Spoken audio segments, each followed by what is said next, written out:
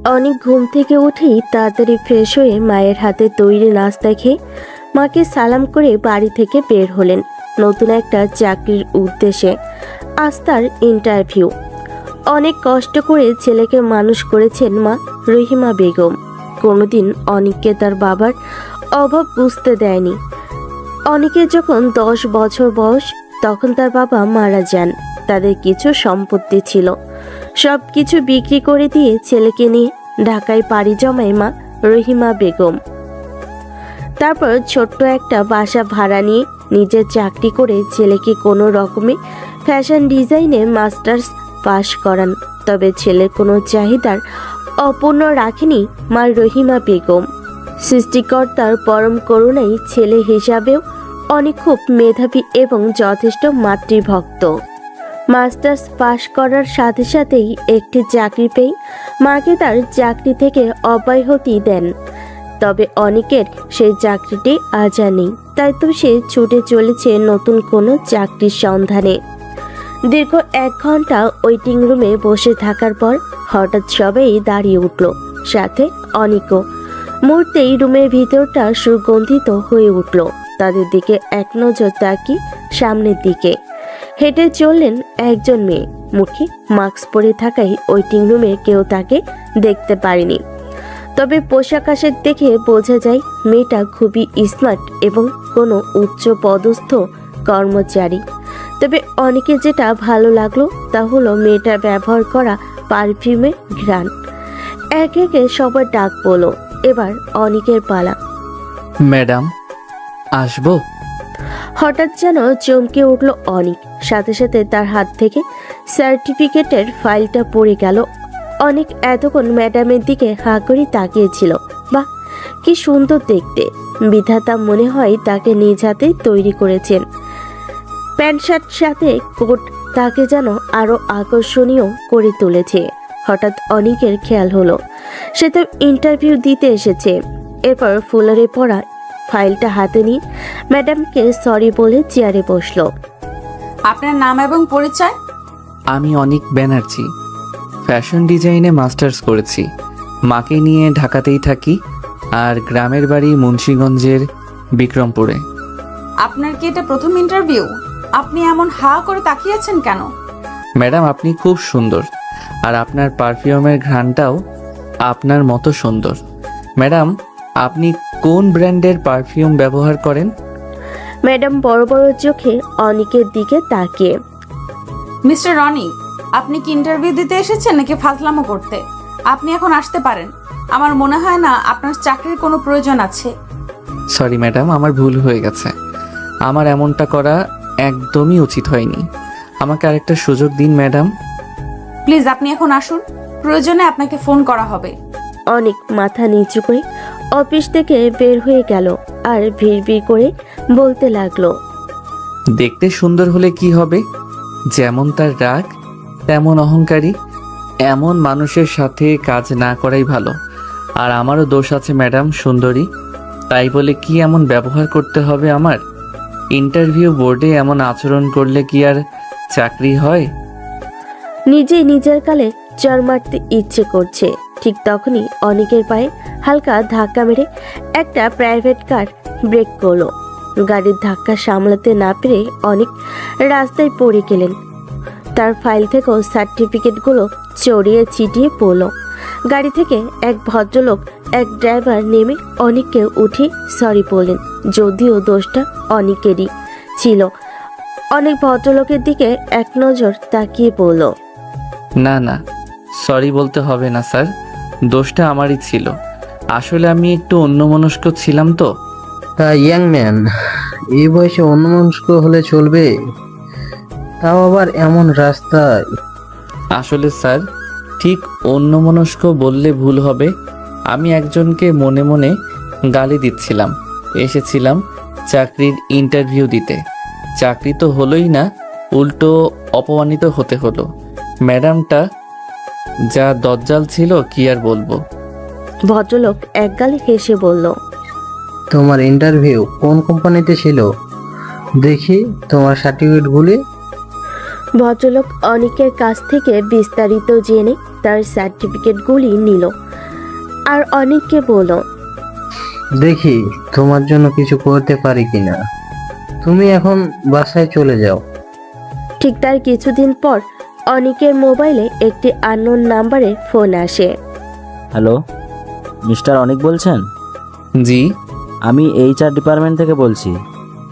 আমাদের GM sir আপনাকে আগামী 1 তারিখে অফিসে জয়েন করতে বলেছেন। আপনি কি চাকরিটা করতে ইচ্ছুক? জি হ্যাঁ, আমি অবশ্যই চাকরিটা করব। ঠিক আছে, আমি আপনাকে আমাদের স্যারের নাম্বারটা এবং ঠিকানা মেসেজ করে দিচ্ছি। অনেক ভাবতে লাগলো কে তাকে চাকরি দিল। ঠিক তখনই তার সেই দিনের ভদ্রলোকের কথা মনে পড়ল। নিশ্চয়ই সেই স্যারটাই তাকে চাকরি দিয়েছেন।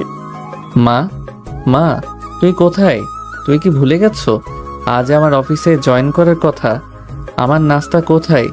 ভেবেছি প্রথম দিন একটু তাড়াতাড়ি যাব। অনেকের কথা শুনে রহিমা বেগম বলে উঠলেন, আসছি রে বাবা, আসলে নতুন অফিসে জয়েন করবি, তাই একটু আল্লাহর কাছে দোয়া করলাম যাতে এই চাকরিটা তোর জন্য ভালো হয়। অনেক তাড়াতাড়ি নাস্তা খেয়ে অফিসের উদ্দেশ্যে রওনা দিলেন। আর এই তো সেই দাজ্জাল ম্যাডামের অফিস। স্যারটি কি তাহলে এখানে জব করে? আল্লাহ জানেন আজ আবার কপালে কি আছে। একজন রিসেপশনিস্ট এসে অনেকের সেই স্যারের রুমটা দেখিয়ে দিলেন। স্যার আসবো? আরে ইয়াং ম্যান, এসো এসো, বসো। তারপর কেমন আছো? তোমার মা কেমন আছেন? স্যার আমার মা আছে সেটা আপনি কেমন করে জানলেন? সে অনেক কথা, তোমাকে অন্য আরেকদিন বলবো। এখন তুমি HR রুমে গিয়ে ফর্মালিটি শেষ করো এবং কাজে মন দাও। আমি আশাবাদী তুমি তোমার যোগ্যতার প্রমাণ অবশ্যই দিবে। জি স্যার, আমি আমার সাধ্যমতো চেষ্টা করব। আমার জন্য দোয়া করবেন। হে আল্লাহ, যাই হোক না কেন ওই দজ্জাল ম্যাম যেন আমার বস না হয়।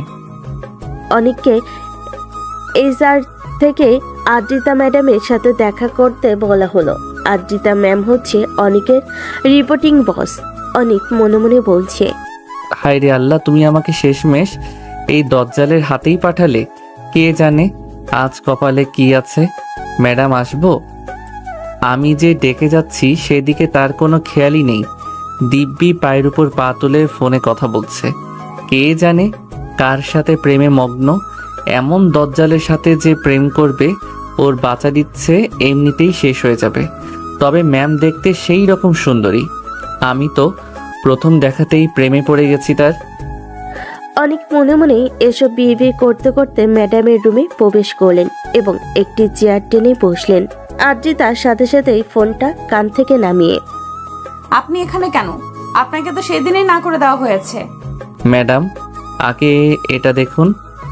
অনেক আদ্রিতার হাতে তার জয়েনিং লেটারটা তুলে দিল।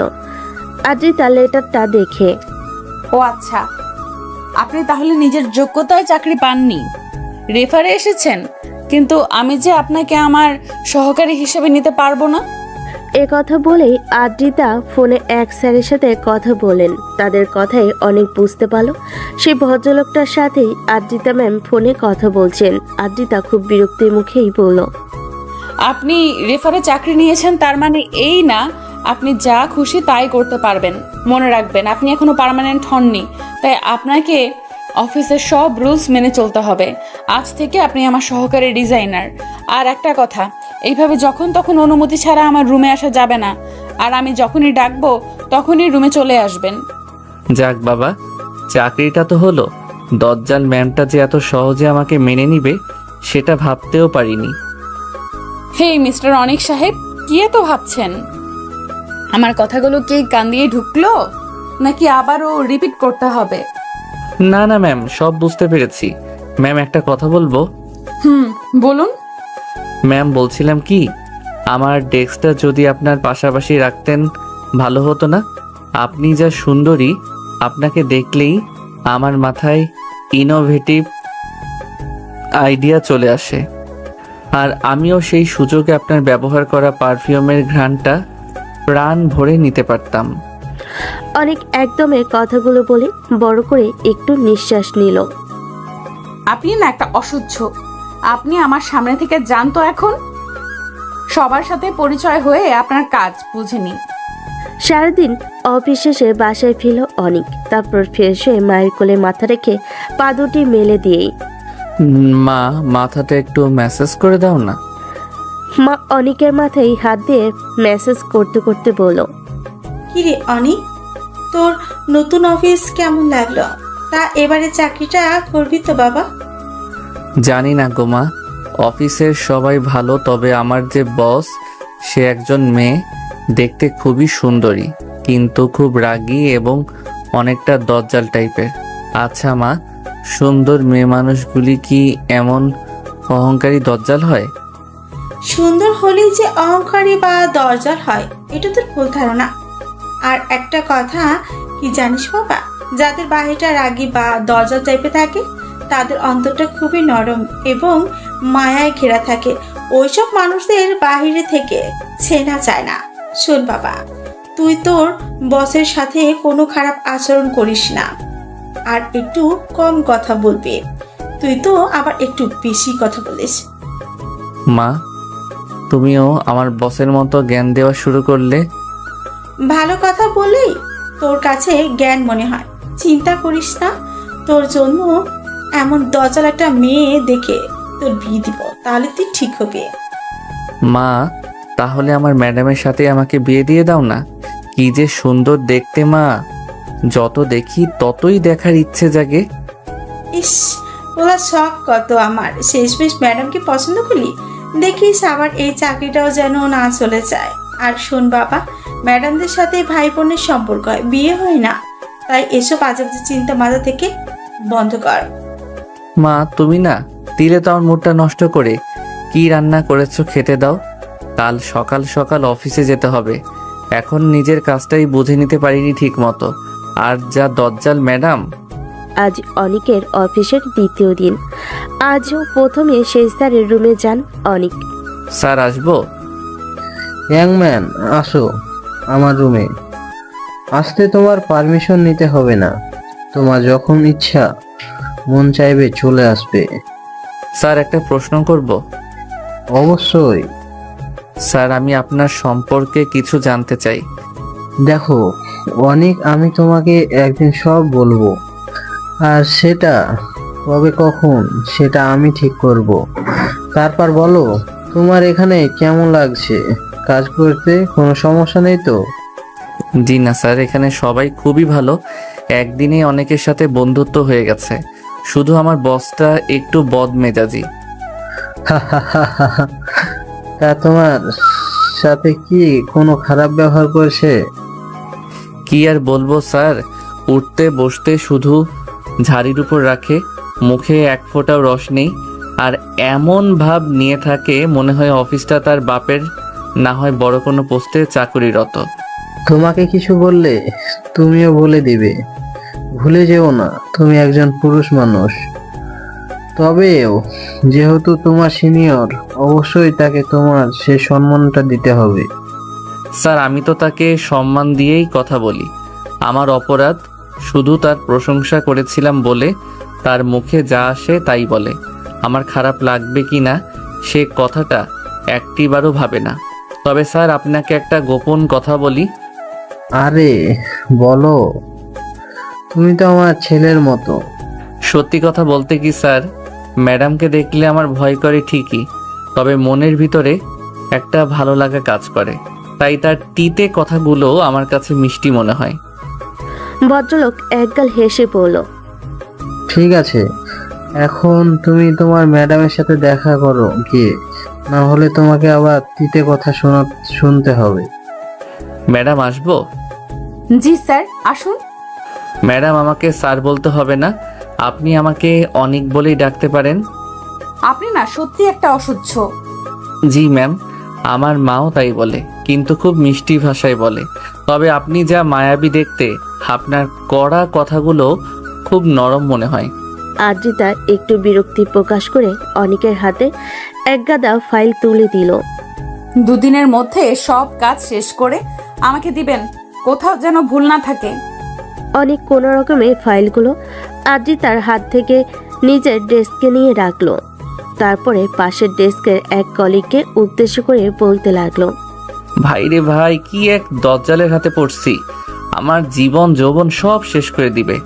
আপনারা কেউ কি ম্যাডাম পটানোর মন্ত্র জানেন না নাকি? অনেকের কথা শুনে পাশে বসা সব কলিগরা হাহা করে হেসে উঠল। পাশ থেকে সুমন সাহেব বলে উঠল। অনিক সাহেব, আপনি তো খুব মজার মানুষ, অনেকদিন পর সবাই একসাথে হাসলাম। ঠিক তখনই আদ্রিতার আগমন। আদ্রিতাকে দেখে সবাই একেবারে চুপসে গেল। আদ্রিতা উচ্চ স্বরে বলে উঠলেন। কি ব্যাপার, এত হইচই কিসের? ম্যাম, আসলে কে যেন পিছন দিয়ে গ্যাস ছেড়েছে, কিন্তু কেউ মুখ খুলছে না। কাজটা ঠিক কে করেছে সেটাই জানার চেষ্টা করছি। ভাগ্যিস আপনি সময় মতো এসেছেন, আপনার পারফিউমের ঘ্রাণে দুর্গন্ধ পালিয়েছে। অনেকের এমন কথায় সবাই মুখ চেপে হাসতে লাগলো। আদ্রিতা কোনো কথা না বলে দ্রুত পা চালিয়ে তার রুমে গিয়ে বসলো। ছেলেটার কোনো কাণ্ডজ্ঞান নেই, সবার সামনে কি সব নিয়ে কথা বলে, অসহ্য একটা ছেলে। অফিসের চতুর্থ দিন। আপনাকে দিয়ে কোনো একটা কাজও তো ঠিক মতো হচ্ছে না। সারাদিন অফিসে বসে করেনটা কি? আপনি এখনো ফাইলটা রেডি করতে পারেননি। এক্ষুনি আমার চোখের সামনে থেকে বিদায় হন। অনেক আজ আর আদ্রিতাকে কিছুই বলল না, চুপচাপ নিজের ডেস্কে এসে কাজে মন দিলেন। সারাদিন খুব ব্যস্ততম দিন কাটলো অনিকের। পরের দিন সকালে আবার অফিস পথে রিক্সায় যাত্রা, কিন্তু অফিসে যাওয়ার আগে রিক্সার চাকাটা পাংচার হয়ে গেল। বাধ্য হয়ে অনেক অফিসের পথে হাঁটতে লাগলো। একটি বাচ্চা মেয়ে হাতে কিছু ফুল নিয়ে এসে। স্যার, ফুল নেবেন? আমি ফুল দিয়ে কি করব? স্যার, আপনার বউকে দিবেন। কিন্তু আমি যে এখনো বিয়েই করিনি।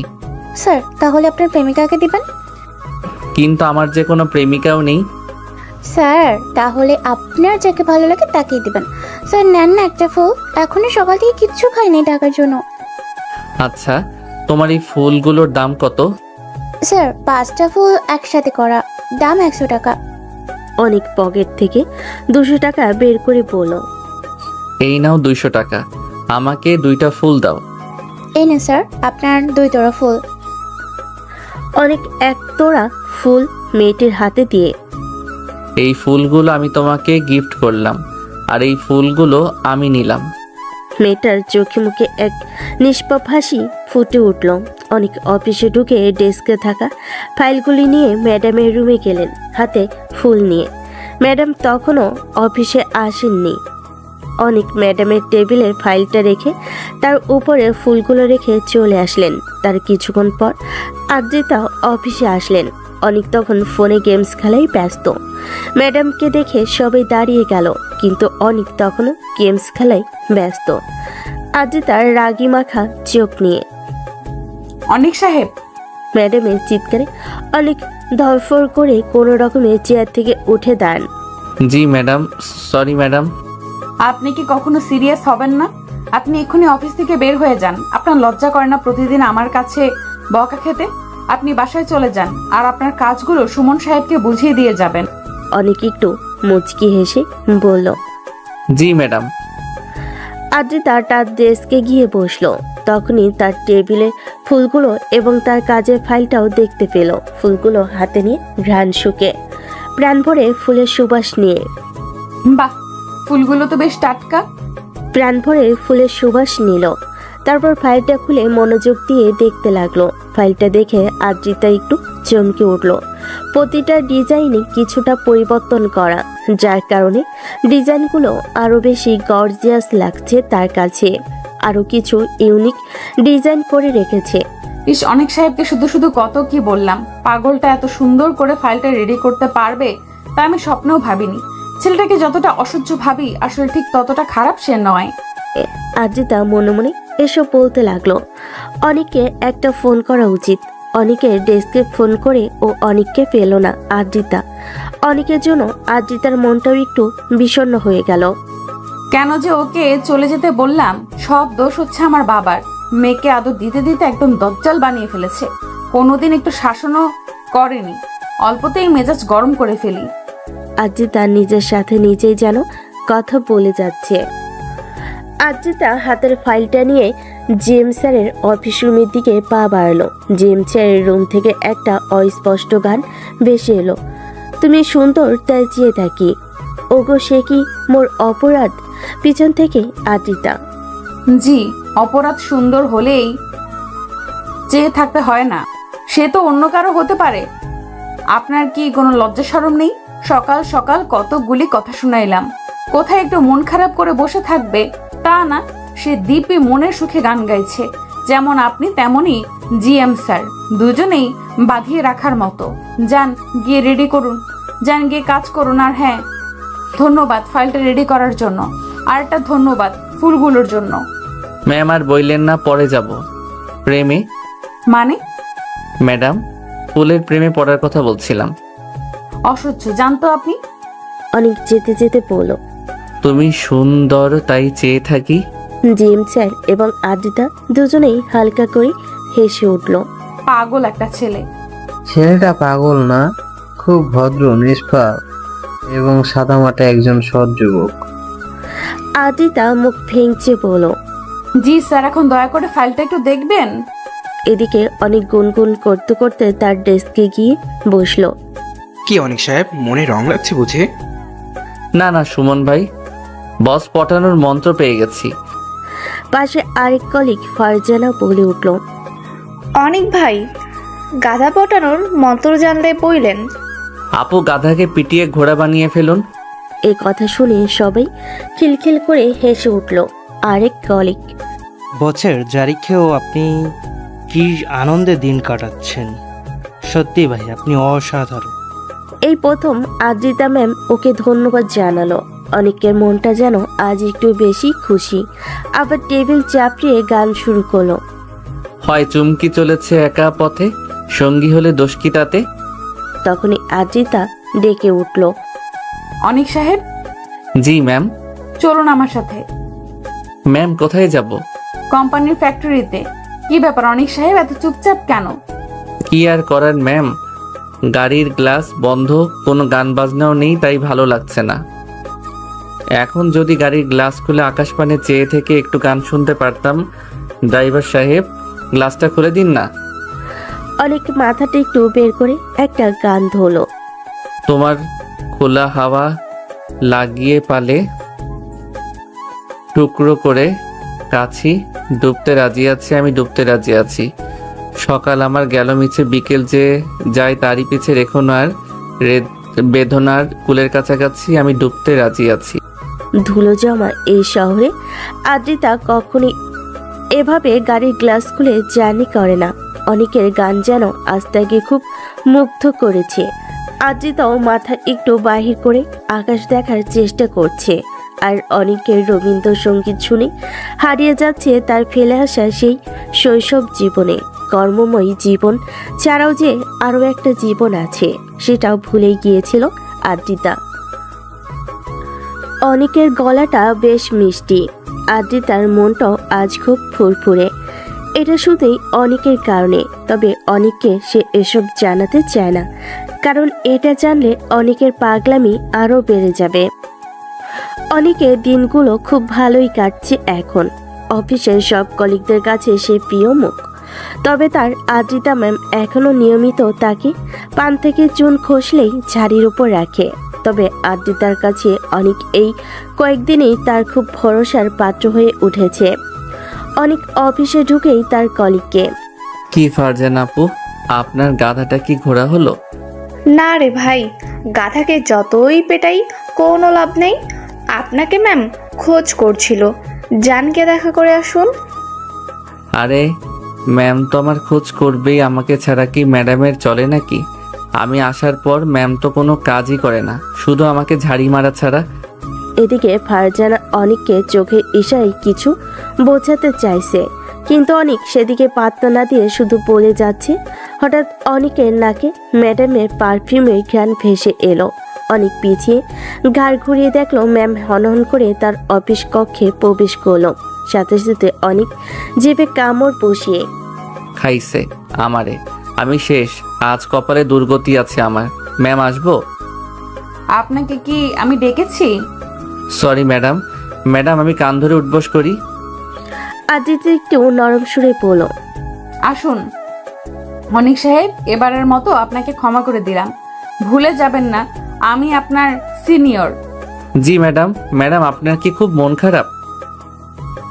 কেন, দেখি কি মনে হচ্ছে? ম্যাডাম, আপনি যা সুন্দর, আপনার মন খারাপ থাকলে বোঝা মুশকিল।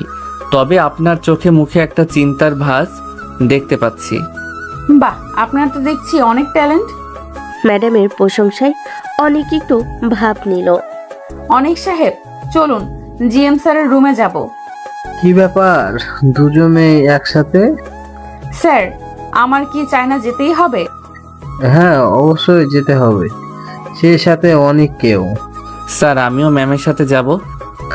হ্যাঁ, বেশি দিন কিন্তু সময় নেই, তোমাদের প্রয়োজনীয় সবকিছুই প্যাকিং করে নাও।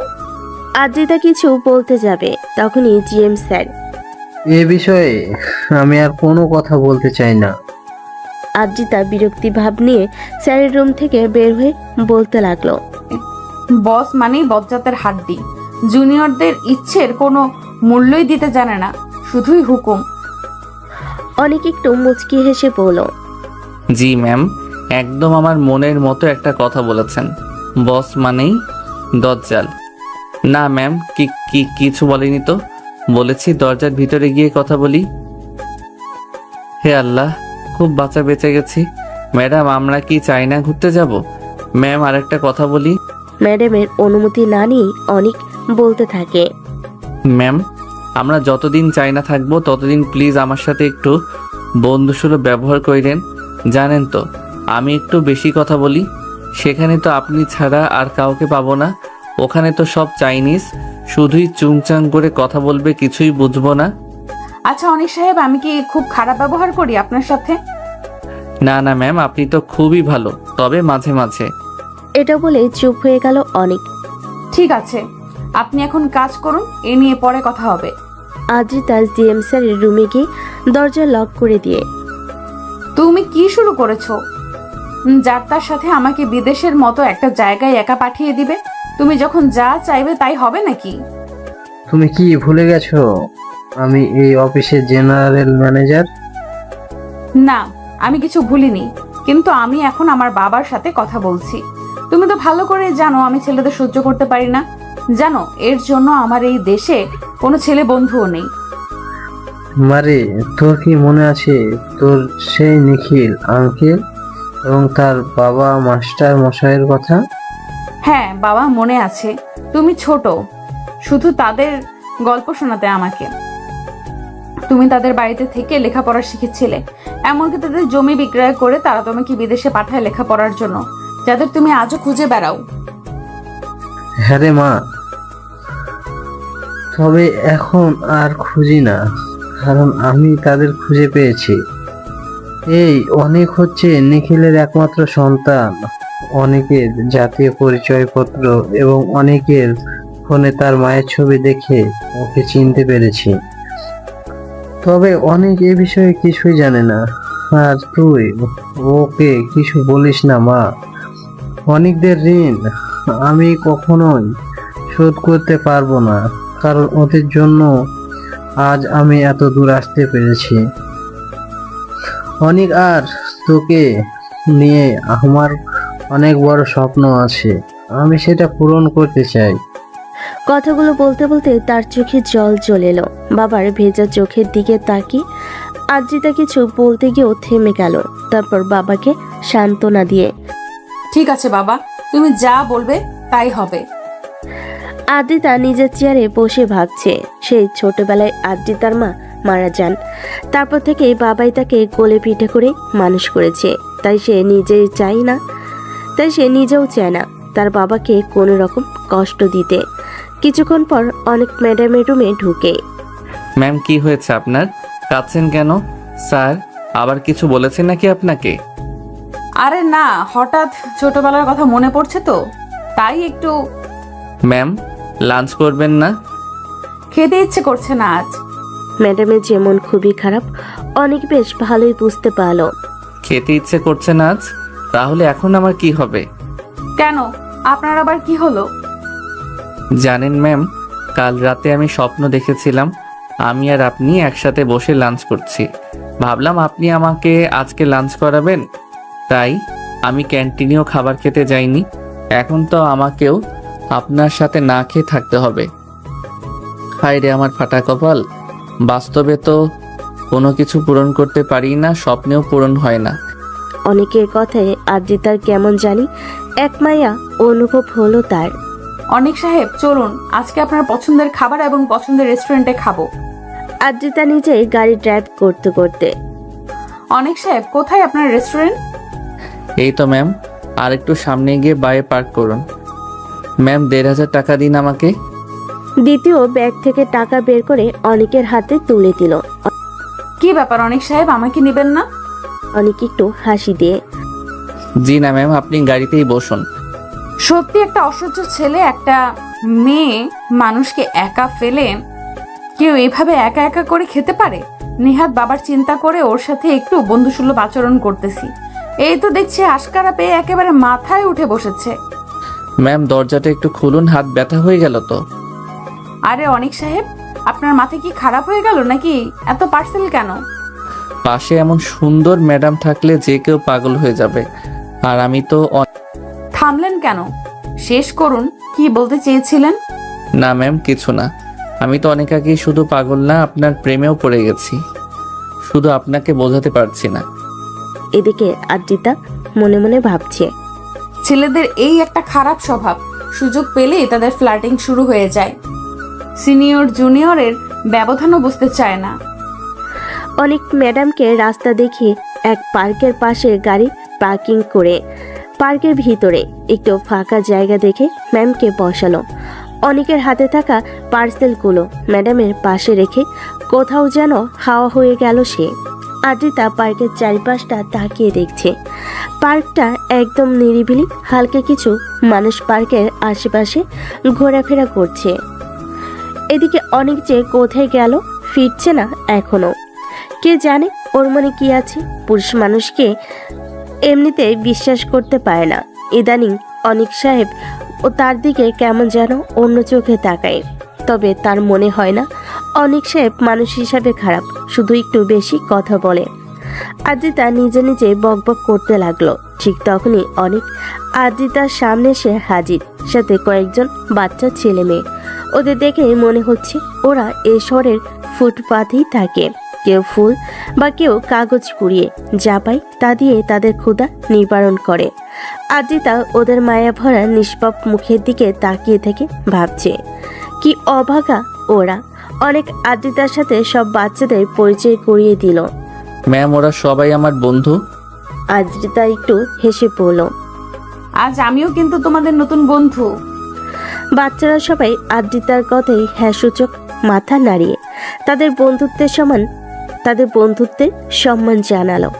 আদ্রিতা কখনোই এরকম পরিবেশে হাতে বিরিয়ানির প্যাকেট নিয়ে ওদের সাথে খাবে, এটা কখনো কল্পনা করেনি। তবে আদ্রিতার আজকের খাবারটা যেন ওর কাছে অমৃত মনে হলো। বাচ্চাদের সাথে আরো অনেকটা সময় পার করলো আদ্রিতা তেমন একটা হাসি খুশি থাকে না, তবে আজ এখানে এসে ওর মনে খুশির বান ডেকেছে। অনেক মায়া ভরা দৃষ্টি নিয়ে দেখতে লাগলো আদ্রিতার সেই হাসি উজ্জ্বল মুখখানি। তখনই আদ্রিতার সাথে অনেকের চোখাচোখি হলো। আদ্রিতা ভুরু কুঁচকে তাকিয়ে থাকার কারণ জানতে চাইল। অনেক একটু মুচকি হেসে, চলুন ম্যাম, এবার অফিসে যাওয়া যাক। তারপর দুজনে বাচ্চাদের সাথে বিদায় নিয়ে গাড়িতে উঠল। আদ্রিতা অনেককেও ধন্যবাদ জানালো এমন সুন্দর একটা লাঞ্চের জন্য। আদ্রিতা গাড়ি চালাচ্ছে আর মনে মনে অনেককে নিয়ে ভেবে চলেছে। বাবা ঠিকই বলেছে, সত্যি অনেক সাহেব খুব ভালো মনের মানুষ। ও এমন কিছু একটা করে মনের ভেতরে যতই কষ্ট থাকুক না কেন, এক নিমেষে অনেক সাহেব সেখানে আনন্দ স্থাপন করে দিবে। যেমন আমার মনটা আজ পুরো খুশিতে ভরিয়ে দিয়েছে অনেক। ম্যাম আসবো? প্লিজ আসুন। ব্যাপার কি অনেক সাহেব, আপনাকে বেশ স্মার্ট লাগছে আজ। কি প্রেমে টেমে পড়েছেন নাকি কারো? ম্যাম প্রেমেতে আমি সেই কবে থেকেই পড়ে আছি আমি, কিন্তু সে কি আমার প্রেমে ধরা দিবে? কথাটা বলে অনেক গান শুরু করলো। প্রেমে পড়েছে মন, প্রেমে পড়েছে অসাধারণ এক সুন্দরীর প্রেমে এই মনটা ডুবেছে। আরে থামুন থামুন, এত রোমান্টিকতা আমাকে দেখিয়ে লাভ নেই। আপনি বরং তার কাছে যান, আপনি যার প্রেমে পড়েছেন। ম্যাম, আমি তো ঠিক জায়গাতে এসেছি। আমার এই মন যে আপনার প্রেমে ডুবেছে। অনেক সাহেব, কি এত ভাবছেন? ম্যাডাম, আপনাকে। কথাটা বলেই অনেক জিভে কামড় দিল। আদ্রিতা বলল, কি বললেন? ভাবছি আপনাকে নিয়ে চাই না কিছু শপিং করব, বিশেষ করে আপনার ব্যবহার করা সেই পারফিউমটা কিনতে চাই। ও আচ্ছা। হে আল্লাহ, বারবার আমাকে এই দজ্জাল ম্যাডামের হাত থেকে বাঁচানোর জন্য ধন্যবাদ। অনেক সাহেব, চলুন একটু শপিং করে আসি। আমার সাথে শপিং এ যেতে কোনো অসুবিধা নেই তো? নাকি আপনার গার্লফ্রেন্ড জানলে সমস্যা হবে? কি যে বলেন না ম্যাম আপনি, আমি তো আপনার সাথে নরকে যেতেও রাজি। আর গার্লফ্রেন্ডের কথা বলছেন, আমি তো সারাদিন তার সাথেই থাকি। এই রে, ম্যাডাম আবার কিছু বুঝে গেল না তো? আদ্রিতা অনেকের দিকে সন্দেহের দৃষ্টিতে বলল, কি ব্যাপার অনেক সাহেব? আমি আপনাকে কিছু বললেই আপনি আমাকে ইঙ্গিত করে কেন বলেন? অনেক সাহেব, এটা কিন্তু খুবই খারাপ স্বভাব। কি করব ম্যাম, আপনার ওই কাজল কালো আরতিতে যে আমার ভবিষ্যতের আলো খুঁজে পাই। অনেক সাহেব, আমার চোখে কোনো আলো নেই, যা আছে তা শুধুই অন্ধকার। আদ্রিতার কথাই অনেক বুঝতে পারল আদ্রিতার জীবনে হয়তো কোনো খারাপ অতীত ছিল। তাই তো কথাগুলো বলার সময় আদ্রিতার হাসি মাখা মুখটা কেমন বাংলায় পাঁচ হয়ে গেছে। অনেক আবার দুষ্টুমির চলে আদ্রিতার চোখে চোখ রেখে গেয়ে উঠল, তোমার চোখে আমি আমার মরণ দেখেছি। আদ্রিতা একটু হেসেই বলল, আপনি না সত্যি একটা অসহ্য। এবার চলুন, দেরি হয়ে যাচ্ছে। তাতেও কোনো সমস্যা নেই, কারণ এই অসহ্য মানুষটিকে আপনি বন্ধু ভেবে ঠিকই সহ্য করেন। হয়েছে হয়েছে, আর বকবক করতে হবে না, এবার চলুন তো। তারপর দুজনেই এটা সেটা কিনতে লাগলো। ম্যাম, আপনি তো একটা শাড়িও কিনলেন না। আপনি কি জানেন আপনাকে শাড়ি পরলে আরো অনেক সুন্দর লাগবে? চলেন না ম্যাম, আপনার জন্য একটা শাড়ি কিনি, সাথে আমার মায়ের জন্য একটা কেনা হবে। আদ্রিতা একটু বোকা হাসি দিয়ে অনেকের দিকে তাকিয়ে বলল, আমি যে কোনোদিনও শাড়ি পরিনি, তাছাড়া আমি শাড়ি পরতেও পারি না। তাতে কি, আমি আপনাকে শাড়ি পরিয়ে দিব। কথাটা বলেই অনেক জিভে কামড় দিয়ে কানে হাত ধরে, সরি ম্যাম। আপনি না শুধু অসহ্য না, অসভ্যও বটে। সত্যি ম্যাম, আমি বুঝতেই পারিনি। ঠিক আছে, বন্ধু ভেবে এবারের মতো ক্ষমা করে দিলাম, মনে থাকে যেন। আদ্রিতার ইচ্ছে না থাকা সত্ত্বেও অনেকের জোড়াজড়িতে তার জন্য একটা অনেকের পছন্দের শাড়ি কিনতে হলো। আর একটা শাড়ি কিনলো অনেকের মায়ের জন্য। আন্টিকে বলবেন আমার তো মা নেই, উনি যদি শাড়িটা পরেন আমি খুব খুশি হব। তারপর দুজনে হালকা কিছু খেয়ে যে যার বাসায় ফিরে গেলেন। অনেক বাসায় গিয়ে মাকে জড়িয়ে ধরে, কি ব্যাপার, আমার ছেলের আজ এত আদর কেন? কেন মা, আমি বুঝি তোমায় আদর করি না? এত ফনিতা বাদ দিয়ে বলতো, তোকে আজ তো খুশি খুশি লাগছে কেন? আর তোর হাতে এটা কি? আমার ম্যাডাম তোমাকে একটা শাড়ি উপহার দিয়েছে এবং বলেছে তোমাকে পরতে। দেখেছিস, আমি বলেছিলাম না তোকে, যাদের বাইরেটা শক্ত পাথরের মতো হয় তাদের মনটা ঠিক ততটা নরম থাকে। মা, তুমি ঠিকই বলেছ। ম্যামের মনটা সত্যি খুব নরম এবং খুব ভালো মনের মানুষ ছে। মায়েরা সর্বদা সত্যি কথাই বলে, বুঝলি গাধা?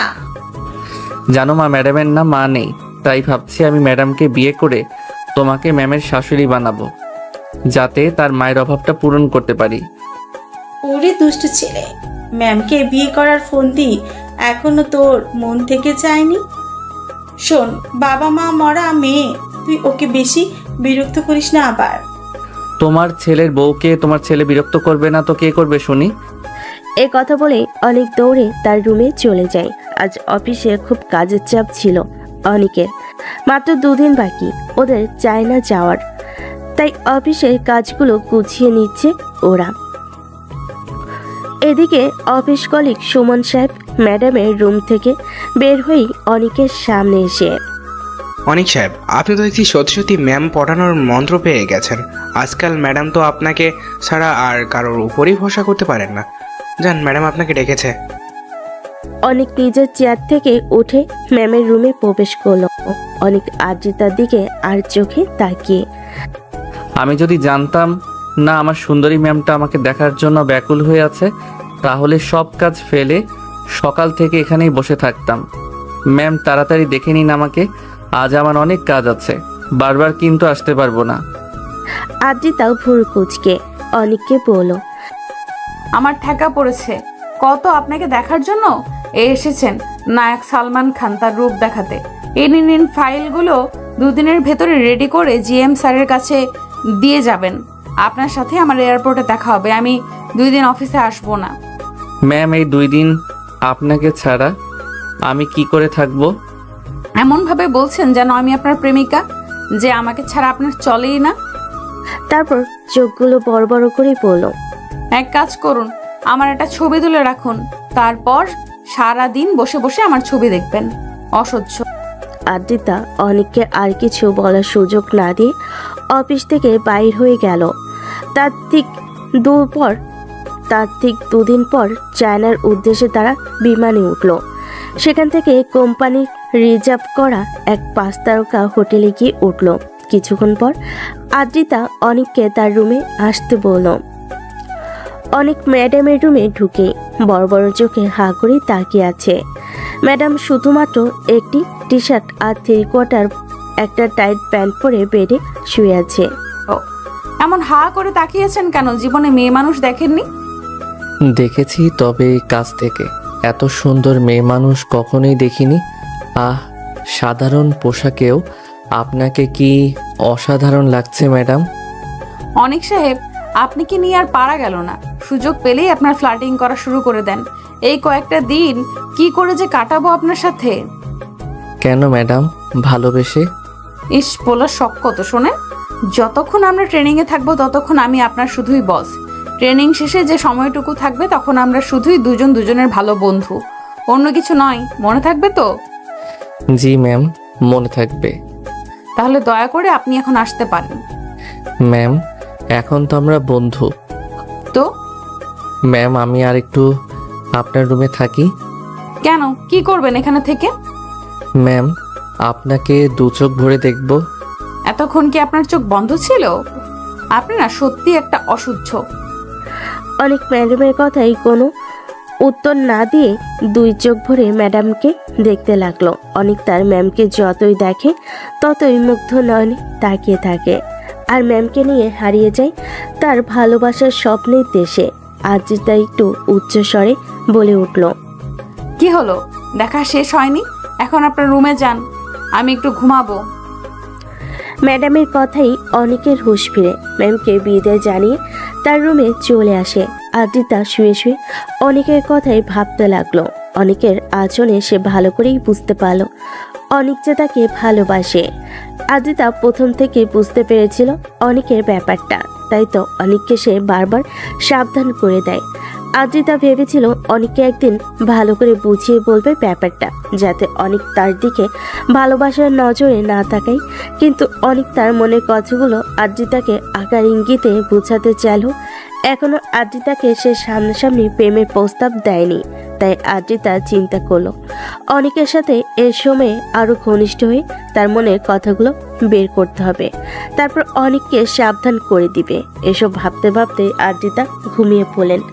দরজায় ঠকঠক শব্দে আদ্রিতার ঘুম ভাঙলো। কোনো রকমে চোখ খুলে দরজা খুলে দিল আদ্রিতা। ম্যাম, আর কত ঘুমাবেন? চলুন বাহিরটা একটু ঘুরে আসি। ঠিক আছে, আপনি আপনার রুমে গিয়ে বসুন, আমি রেডি হয়ে আসছি। ম্যাম, আমি এখানেই বসি, আপনি রেডি হয়ে নিন। শখ কত। এই বলে অনিকের রুম থেকে বের করে নিজে তৈরি হতে লাগলো। এদিকে অনেক দরজার পাশে দাঁড়িয়ে। যা বাবা, একটু দেখতেও দিল না ভালো করে। কি কিপটা, আমি দেখলে যেন তার সৌন্দর্যতায় ভাটা পড়ে যাবে। আজ অনেকদের কোনো ট্রেনিং নেই, আর মাত্র একদিনের ট্রেনিং আছে, সেটাও আগামীকাল। দুজনই বেশ ধকল গেছে এই কয়েকদিন। সারাদিন ট্রেনিং, আর ট্রেনিং শেষে বেজিংয়ের শহরটা ঘুরে বেরিয়েছে তারা। অনেক আজ কুম্ভকর্ণের মতো ঘুমিয়ে আছে। হঠাৎ দরজায় খটখট শব্দে ঘুম ভাঙলো তার। কোনো রকমে হাঁটতে হাঁটতে দরজা খুলে সে। এদিকে আদ্রিতা অনেককে কিছু বলতে যাবে, ঠিক তখনই নিজের হাত দিয়ে চোখ ঢেকে নিল সে অনেক ঘুমো ঘুমো চোখে। কি হলো ম্যাম, আপনি নতুন বউর মতো করে চোখ ঢেকে রেখেছেন কেন? আদ্রিতা চোখ না খুলে একটু তুতলে। আপনি আগে নিজেকে সামলান। ম্যাডামের কথায় অনেক নিজের দিকে ভালো করে তাকিয়ে দৌড়ে ওয়াশরুমে ঢুকলো। অনেক ভুলে গিয়েছিল সে শুধুমাত্র একটা শর্ট প্যান্ট পরে ঘুমিয়েছিল। কোনো রকমে ওয়াশরুম থেকে মাথা বের করে লজ্জা মাখা মুখে, ম্যাম প্যান্টটা একটু দিবেন? আদ্রিতা কিছুটা লজ্জা এবং একটু মুচকি এসে অন্যদিকে ঘুরে তাকিয়ে অনেককে প্যান্ট দিল। অনেক ওয়াশরুম থেকে বের হয়ে একটা বোকা মার্কা হাসি দিয়ে। Sorry madam. আদ্রিতা আবারও হাসি দিয়ে বলল, নেক্সট একটু সাবধানে থাকবেন, ভুলে যাবেন না আমি আপনার বন্ধু হলেও আমার আরেকটা পরিচয় হলো আমি একজন নারী। অনেক মনে মনে বিড়বিড় করে বলতে লাগলো। যত দোষ সব পুরুষ মানুষের, আর নিজে যে আমার সামনে একটা গেঞ্জি আর হাফ প্যান্ট পরে বসে থাকে সেটা কিছু না। আর সেই মেয়েটা আবার যদি হয় সেই পুরুষের পছন্দের কেউ, তখন যে নিজেকে কি কষ্টে কন্ট্রোল করি সেটা একটা পুরুষ মানুষ ছাড়া আর কেউ বুঝবে না। অনেক সাহেব কি এত মনে মনে বিড়বিড় করছেন? আবার আমাকে গালি টেলে দিচ্ছেন না তো? কি যে বলেন না ম্যাম, আপনার মুখের দিকে তাকালে কেউ গালি দিতেই পারবে না, তবে অন্য কিছু করার ইচ্ছে হতে পারে। আদ্রিতা ভুরকুচকে জিজ্ঞেস করলো, কি ইচ্ছে? অনেক মনে মনে বলল, চুমু দিতে। বাহিরে খুব বৃষ্টি হচ্ছে, চলুন না একটু বৃষ্টিতে ভিজে আসি। জি না ম্যাম, আমি ভিজবো না, কারণ বৃষ্টিতে ভিজলেই আমার জ্বর চলে আসে। ঠিক আছে, আপনার ভিজতে হবে না, আমার সাথে ছাদে চলুন, আমি ভিজবো, আপনি দাঁড়িয়ে থাকবেন। অনেক হয়েছে ম্যাম, এবার চলে আসুন, না হলে জ্বর চলে আসতে পারে। আদ্রিতা অনেকের কথায় পাত্তা না দিয়ে বৃষ্টিতে ভিজতে লাগলো। অনেক কিছুটা বাধ্য হয়ে আদ্রিতার হাত ধরে টেনে তাকে রুমে নিয়ে আসলো। ম্যাম আপনি তাড়াতাড়ি চেঞ্জ করে আসুন, লাঞ্চ করতে যেতে হবে। ঠিক আছে, আপনি রুমে গিয়ে বসুন, আমি চেঞ্জ করে আসতেছি। অনেক আদ্রিতার রুমে ঢুকতে যাবে, তখনই আদ্রিতা, আরে আরে কোথায় যাচ্ছেন আপনি? ম্যাম আপনি তো বসতে বললেন আমাকে। গাধা কোথাকার, আপনি আপনার রুমে গিয়ে বসুন। অনেক নিজের রুমে না গিয়ে ম্যাডামের দরজার আশেপাশে হাঁটাহাঁটি করতে লাগলো, দরজা একটু টোকা মেরে। কি হলো ম্যাম, এখনো হয়নি আপনার? আদ্রিতা দরজা খুলে, হ্যাঁ চলুন লাঞ্চ করে আসি। দুজনে খাওয়া দাওয়া করে বিকেলে আবার একটু ঘোরাঘুরি করে রাতে খেয়ে যে যার রুমে চলে গেল। অনেক বেডে শুয়ে শুয়ে তার ম্যাডামকে নিয়ে ভালোবাসার স্বপ্ন যান বুঝতে শুরু করলো। এই কয়েকদিনে তারা অনেকটাই ঘনিষ্ঠ হয়ে মেলামেশা করেছে। অনেকের কোনো কথাই আদ্রিতা এখন আর রেগে ওঠে না। অনেক মনে মনে ভাবতে লাগলো, এই সুযোগেই ম্যাডামকে তার মনের কথা প্রকাশ করতে হবে। এদিকে গতকাল বৃষ্টিতে ভিজে আদ্রিতার নাজেহাল অবস্থা, সারাদিন শুধু হাসি কাশির উপরেই ছিল। কোনো রকমে ট্রেনিং শেষ করে হোটেল রুমে গিয়ে রাতের খাবার খেয়ে শুয়ে পড়েছে সে। অনেকের চোখে আজ যেন ঘুম নেই, চোখ দুটি বন্ধ করলে আদ্রিতার মায়া ভরা মুখখানা ভেসে ওঠে অনেকের দুটি চোখে। অনেক সাথে সাথে বেড থেকে উঠে আদ্রিতার দরজায় ঠকঠক করে টোকা দিতে লাগলো। আদ্রিতা কাঁপতে কাঁপতে দরজা খুলে আবারও বেডে শুতে যাবে, তখনই তার হাতে লেগে পাশে থাকা জলের জগটা তার গায়ে পড়ে, আদ্রিতাকে ভিজিয়ে দিল। এদিকে আদ্রিতা যেন শরীরে বিন্দুমাত্র শক্তি অবশিষ্ট নেই, মনে হচ্ছে এখনই ফ্লোরেই পড়ে যাবে সে। অনেক কোনো রকমে আদ্রিতাকে ধরে বেডে শুয়ে দিল। ম্যাডামের শরীর তো রীতিমতো পুড়ে যাচ্ছে, এদিকে ম্যামের জামা কাপড়গুলো অনেকটা ভিজে গেছে।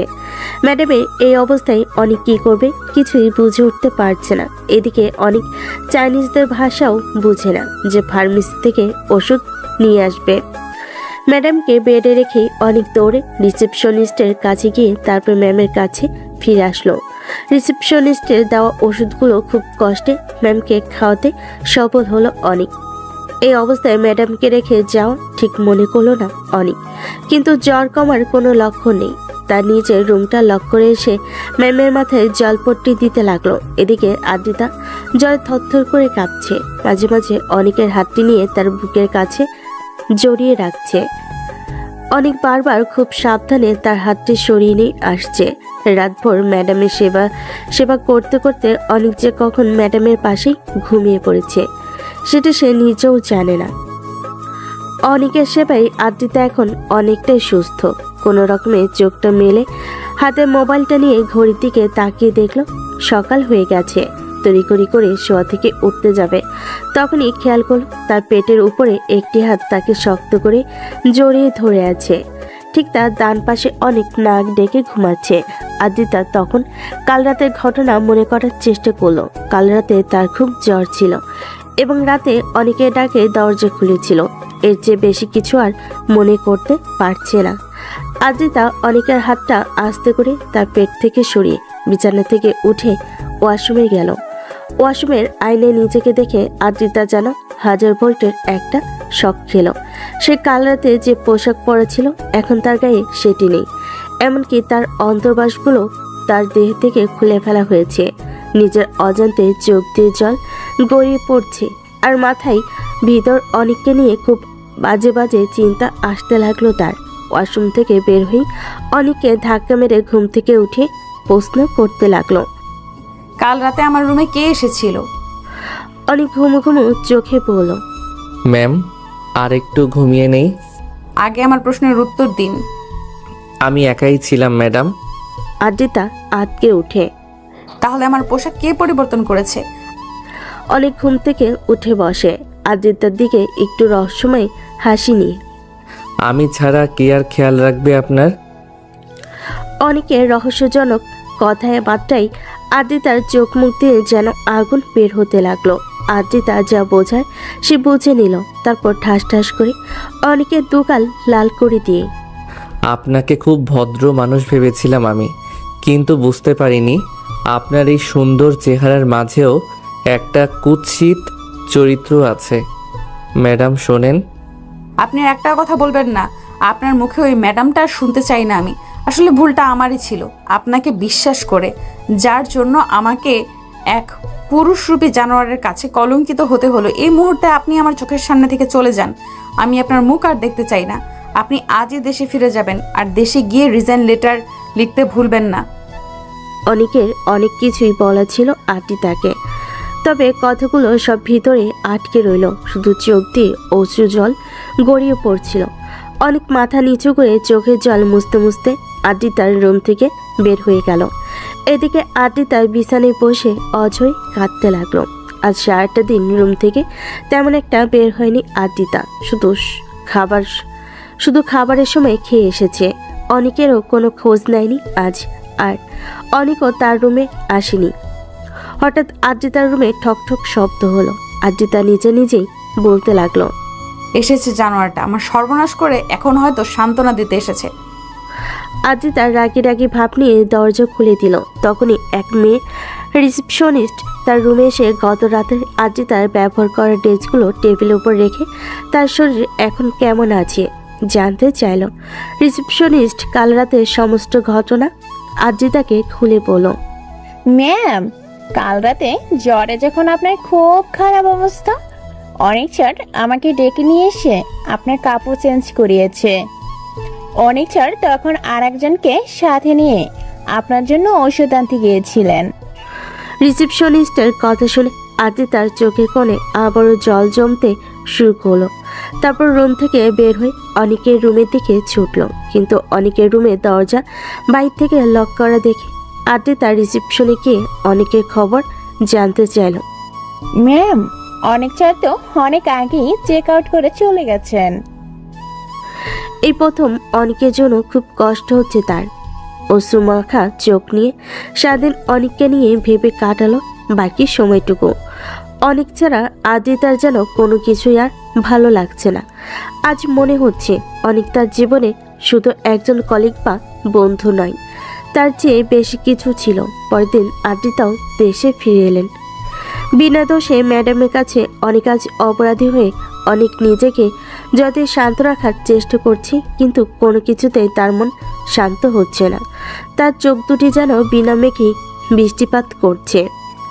এদিকে অনেকের মা ছেলের এমন শান্ত স্বভাব দেখে মনে মনে সেও চিন্তিত, কারণ অনেক কখনই এমন চুপচাপ থাকার পাত্র নয়। অনেক আজ অফিসে এসেছে। তার রিজাইন লেটারটা জমা দিতে। অফিসটা আজ একদমই ফাঁকা ফাঁকা লাগছে, তেমন কোনো স্টাফও চোখে পড়ছে না। অনেক শেষবারের মতো তার ডেস্কে গিয়ে বসলো। কিছুক্ষণ পর অফিস পিয়ন এসে চা দিয়ে গেল। আজ অফিস এমন ফাঁকা কেন? স্যার আপনি জানেন না, আমাদের জিএম স্যার স্ট্রোক করেছেন, এখন হাসপাতালে আছে। অফিসের সবাই তাকে দেখতে গিয়েছে। অনেকের মাথায় যেন আকাশ ভেঙে পড়ল। যে মানুষটা তাকে চাকরি দিয়েছে, নিজের ছেলের মতো তাকে ভালোবেসেছে, আর সেই মানুষটি হসপিটালে মৃত্যুর সাথে লড়ছে। আর ও কিনা তার খবর না নিয়ে নিজের কষ্টে ঘরে কোণে বসে আছে। অনেক রিজাইন লেটারটা ম্যামের টেবিলে রেখে হসপিটালের উদ্দেশ্যে রওনা দিলেন। অনেক হাসপাতালে গেটের সামনে যেতেই তার অফিস কলিগদের সাথে দেখা হলো। তারা সবাই এখন অফিসে ফিরে যাচ্ছে। অনেক কলিগদের কাছ থেকে জানতে পারলো স্যার এখন অনেকটাই সুস্থ আছেন। অনেক স্যার রুমে যেতে একটু থমকে দাঁড়ালো আর মনে মনে বলতে লাগলো, কি ব্যাপার আদ্রিতা ম্যাম? স্যারকে বাবা বলে ডাকছে কেন? তার মানে কি ম্যাম জিএম স্যারের মেয়ে? আমি কি স্যারের সাথে দেখা করব, না ফিরে যাব? কারণ এই সময়ে ম্যাম আমাকে দেখলে তার কষ্টটা আরও দ্বিগুণ বেড়ে যাবে। অনেক দূর থেকে যতটুকু পেরেছে স্যারকে দেখে এক হাত দিয়ে নিজের অশ্রু জল মুছে সেখান থেকে ফিরে আসতে যাবে। ঠিক তখনই পিছন থেকে আজিতা অনেকের হাত ধরে মায়া ভরা দৃষ্টি নিয়ে তাকায়। ম্যাডাম আমাকে ক্ষমা করে দিন, বিশ্বাস করুন আমি জানতাম না স্যার আপনার বাবা। জানলে কখনোই। পুরো কথাটা শেষ করতে পারল না অনেক। তার আগে আজিতা তাকে জড়িয়ে ধরে অঝরে কাঁপতে লাগলো। আজিতা কাঁপা কাঁপা কণ্ঠে অনেকের কাছে সেই দিনের ঘটনার জন্য ক্ষমা চাইলেন এবং সত্যটা সে জানতে পেরেছে। অনেককে সে সব খুলে বললেন। আজিতার এমন আচমকা আচরণে অনেক যে তার স্যারকে দেখতে হসপিটালে এসেছে সেটা সে বেমালুম ভুলে গেলেন। আজিতা এখনো তাকে জড়িয়ে ধরে রেখেছে। এটা দেখে অনেকের মনে যেন আজ খুশি ফোঁড়া ফুটে উঠেছে। অনেকও ম্যাডামকে আরো শক্ত করে জড়িয়ে ধরে আছে আর বারবার ম্যাডামের ঘাড়ে মুখ ঘষছে। মনে হচ্ছে ম্যাডাম তার বিয়ে করা বউ। অনেক সাহেব ছাড়ুন, কি করছেন? বাবা দেখছে তো। লজ্জা লজ্জা ভাব নিয়ে খুব নরম সুরে কথাগুলো বলল আজিতা। আজিতার কথাই অনেকও লজ্জা পেয়ে গেল। তারপর স্যারের পাশে বসে, স্যার কেমন আছেন? অনেকের প্রশ্নে স্যার একটু মুচকি হেসে উত্তর দিল, কি ইয়াংম্যান, শেষ পর্যন্ত আমার মেয়েটাকে পটিয়ে নিলে? অনেক তার কান দুটি ধরে বলল, সরি স্যার, সত্যি বলছি স্যার, ম্যাম যে আপনার মেয়ে সেটা আমি এখানে এসেই জানতে পারলাম। অনেক স্যার কানে কানে বলল, স্যার আমি যে আপনার কাছে ম্যামের নামে আজে বাজে কথা বলতাম, প্লিজ এসব ম্যামকে বলবেন না, তাহলে আমার চাকরিটা তো যাবেই, সেই সাথে আপনার মেয়ের সাথে আমার প্রেমটাও হবে না। তখনই আজিতা বলল, তোমরা কানে কানে কি কথা বলছো দুজনে? আমাকে নিয়ে আবার কথা হচ্ছে না তো? স্যার এবং অনেক দুজনেই দুজনের দিকে তাকিয়ে হি হি করে হেসে উঠল। অনেক আশাতে আদ্রিতার বাবা যেন আরো দ্রুত সুস্থ হয়ে উঠেছে। এটা দেখে আদ্রিতা তেমন কিছুই বললেন না। অনেক, তুমি এখন বাসায় যাও। কেন স্যার, আমি আরো কিছুক্ষণ থাকি না? না, তুমি এখনই বাসায় গিয়ে তোমার মাকে আমার কাছে নিয়ে এসো। তোমার মায়ের সাথে আমার অনেক কথা আছে। স্যার কি মাকে আমার আর ম্যামের বিয়ের ব্যাপারে কথা বলবেন নাকি? ঠিক আছে স্যার, আমি মাকে নিয়ে আসছি। কথাটা ভেবেই অনেকের মনে লাড্ডু ফুটে যায়। অনেক বাসায় গিয়ে মায়ের খোঁজ করতে লাগলো। তারপর মাকে নিয়ে আবার হসপিটালে গেল। অনেক স্যারের সাথে তার মায়ের পরিচয় করিয়ে দিল। আদ্রিতা, অনেক, তোমরা দুজনেই আমার পাশে বসো। আজ আমি তোমাদের কিছু বলতে চাই। ভাবি, অনেকের বাবার মুখে কখনো নিখিল নামের কারো কথা শুনেছিলেন আপনি? হ্যাঁ, ওর বাবার মুখে এই নামটা আমি অনেকবার শুনেছি। ওর বাবা আমাকে সব কিছুই বলেছিলেন। তারা দুজন নাকি খুব ভালো বন্ধু ছিলেন। শুনেছি অনেকের বাবা জমি বিক্রি করে তাকে ডিগ্রির জন্য বিদেশে পাঠিয়েছিলেন। অনেকের বাবাকে সেই কথা দিয়েছিলেন দেশে ফিরে দুজন আবার একই সাথে থাকবে। ভাবি, আমি সেই হতভাগা নিখিল। আমি দেশে ঠিকই এসেছি, কিন্তু বড্ড দেরি করে ফেলেছি। তাই তো আমার বন্ধুটাকে আর জীবিত দেখতে পাইনি। ভাবি, আমি আপনাদের খোঁজে আপনাদের গ্রামের বাড়িও গিয়েছিলাম। সেখান থেকে জানতে পারি আমার বন্ধু আর বেঁচে নেই। গ্রামে কেউ আপনাদের ঠিকানা বলতে পারেনি। আর আপনার সাথে আমার একবারই দেখা হয়েছিল, তবে কথা হয়নি। তখন আমাদের বিয়ের কথা চলতেছিল। সেই মুহূর্তে আমি বিদেশ চলে যাই। দেশে এসে অনেক খুঁজেছি আপনাদের। তারপর একদিন অনেকের সাথে দেখা। অনেকের ফাইল দেখে চিনতে পারি অনেক আমারই বন্ধু ছেলে। তার জন্যই অনেককে চাকরি দিয়েছিলাম তখন। ভাবি, আমি এই শহরের একটা ছোট্ট বাড়ি তৈরি করেছি, তবে এখনো সে বাড়িতে উঠিনি। ইচ্ছে ছিল আমার বন্ধু ও আমি থাকবো, কিন্তু আল্লাহ আমাকে একা করে দিয়ে বন্ধুকে নিয়ে চলে গেল। এদিকে আমার শারীরিক অবস্থাও তেমন ভালো যাচ্ছে না। তাই আমরা সবাই যদি একই বাসায় বসবাস করি, তাহলে হয়তো কিছুটা হলেও আমার বন্ধুর কথা রাখতে পেরে আমি মরেও শান্তি পাবো, আর আমার মেয়েটাও একটা নতুন পরিবার পাবে। একথা বলে মেয়েকে জড়িয়ে নিখিলবাবু কেঁদে উঠলেন। তাদের বাবা মেয়ের কান্না দেখে মা ছেলের চোখ দুটো জলে ভিজে গেল। রহিমা বেগম কোনো মতে হাত দিয়ে চোখের জল মুছতে মুছতে, ঠিক আছে ভাই সাহেব, আপনি যা বলবেন ঠিক তাই হবে, কিন্তু তার আগে তো আপনাকে সুস্থ হতে হবে। ভাবি, আমার মেয়ে আর অনেক আমার পাশে থাকলে আমি এমনিতেই সুস্থ হয়ে উঠবো। এদিকে অনেক মনে মনে বলতে লাগলো, যা বাবা, চাইলাম কি আর হলো কি। ভেবেছিলাম স্যার ম্যামকে বিয়ে দিয়ে আমার হাতে তুলে দিবে, তা না করে যাক, একদিকে ভালোই হয়েছে। এখন ম্যামের আরও কাছাকাছি আসতে পারবো। ঠিক তখনই নিখিলবাবু আবারও বলে উঠলেন, ভাবি, আমার আরো একটা ইচ্ছে আছে। জি ভাই সাহেব, বলুন, আর কি ইচ্ছে আছে আপনার? অনেক আর আদ্রিতা যদি রাজি থাকে, আমি ওদের দুজনের বিয়ে দিতে চাই, তবে অবশ্যই তাদের দুজনের সম্মতি নিয়ে। ভাই সাহেব, এসব বিষয়ে এখন কথা না বলাই ভালো। এখনকার ছেলে মেয়েদের মন বোঝা কঠিন। তাই আমি বলছিলাম কি, আপাতত আমরা সবাই মিলে একসাথেই থাকি, তারপর ওরা যা চায় তখন না হয় ওদের 4 হাত এক করে দিব। একদম ঠিক বলেছেন ভাবি। অনেক মার দিকে একটু অভিমানী নিয়ে তাকিয়ে মনে মনে বলতে লাগলো, দিল আমার স্বপ্নে জল ঢেলে।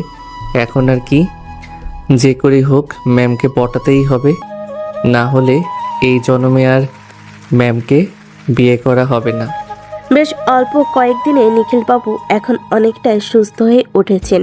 আজকে তাকে বাড়ি নিয়ে যাবে আদ্রিতা। ডাক্তার সাহেব আদ্রিতাকে কিছু ওষুধ লিখে দিল, আর সবসময় তাকে টেনশন মুক্ত রাখতে বলা হলো। আদ্রিতা আর অনেক দুজনে নিখিলবাবুকে হসপিটাল থেকে বিদায় নিল। এদিকে অনেকের মা নতুন বাড়িতে উঠে দুজন কাজের লোক নিয়ে সবকিছু গুছিয়ে নিচ্ছেন। কিছুক্ষণের ভিতর নিখিল বাবুকে নিয়ে আদ্রিতা আর অনেকও নতুন বাড়িতে ফিরে এলো। এই কয়েকদিন হসপিটালে দুজনের শরীরের উপরে খুবই ধকল গেছে, তাই দুজনেই রুমে গিয়ে একটু ঘুমিয়ে নিলেন। রাতে সবাই একসাথে ডিনার শেষ করলো। ম্যাম চলুন না, ছাদে যাই। এত রাতে ছাদে গিয়ে কি করব? কি আর করব, ছাদে গিয়ে চাঁদের বিয়ে দেখব। অনেক আদ্রিতার দিকে আর চোখে তাকিয়ে, আমার কপালে তো আর বিয়ে নেই। আহারে, বেচারার কপালটাই খারাপ। আচ্ছা, বিয়েতে কি এমন মজা আছে যে বিয়ে করার জন্য এত ব্যস্ত হয়ে উঠেছেন? অনেক আদ্রিতার কানের কাছে মুখ নিয়ে, ম্যাডাম, বিয়েতে প্রেম আছে, প্রেম, আর সেই প্রেম শুরু হয় বাসর রাত থেকে। বাসর রাতের কথা শুনে আদ্রিতা একটু লজ্জিত হয়ে, অসভ্য, আপনার মুখে কিছুই আটকায় না। চলুন ছাদে যাই, আপনার চাঁদের বিয়ে দেখে আসি। অনেক আদ্রিতার গা ঘেঁষে দাঁড়িয়ে বলতে লাগলো, ওই যে দেখছেন আকাশ ভরা তারা, এরা হচ্ছে সবাই বরযাত্রী। আর চাঁদের ভিতরে যে ঘুমটা দিয়ে বসে আছে সে হচ্ছে চাঁদের বউ। বাহ, আপনি তো ভালোই বললেন। এমন করে কখনো ভাবিনি তো। সত্যি অনেক সাহেব, আপনি মানুষটা অসাধারণ। অনেক একটা দীর্ঘশ্বাস ফেলে বলতে লাগলো। অসাধারণ আর হতে পারলাম কই? এখনো আপনাকেই পটাতে পারলাম না। চলুন ঘুমাতে যাই, অনেক রাত হয়েছে। ম্যাম, আজকে রাতটা যদি আমরা ছাদে বসে গল্প করে কাটিয়ে দেই তবে কেমন হবে? আজিতা অনেকের আরো কাছে এসে খুব বাজে হবে, কারণ আমার খুব ঘুম পেয়েছে। তারপর আজিতা একটা মিষ্টি হাসি দিয়ে অনেকে গুড নাইট বলে তার রুমে চলে গেল। অনেক আরো কিছুক্ষণ ছাদে একাই কাটালো। সকালে ঘুম থেকে উঠে আজিতা তার বাবার রুমে গেল তাকে দেখার জন্য। তুমি কার সাথে ফোনে এত কথা বলছো? তোমাকে এতটা চিন্তিত দেখাচ্ছে কেন? নিখিল বাবু মেয়ের হাত ধরে তার পাশে বসিয়ে। আসলে আমার কাকিমা আর কাকাতো ভাই ফোন করেছিল। বাবা মা মারা যাবার পর কাকা কাকির কাছে কিছুদিন ছিলাম আমি, কিন্তু তাদের সংসার তখন খুব একটা সচল ছিল না। তার ভিতরে আমি তাদের ঘাড়ে চেপে উঠেছিলাম। এ নিয়ে কাকার সাথে কাকিমার প্রায় ঝগড়া হতো। তারপর আমি তাদেরকে না জানিয়ে বাড়ি থেকে চলে আসি।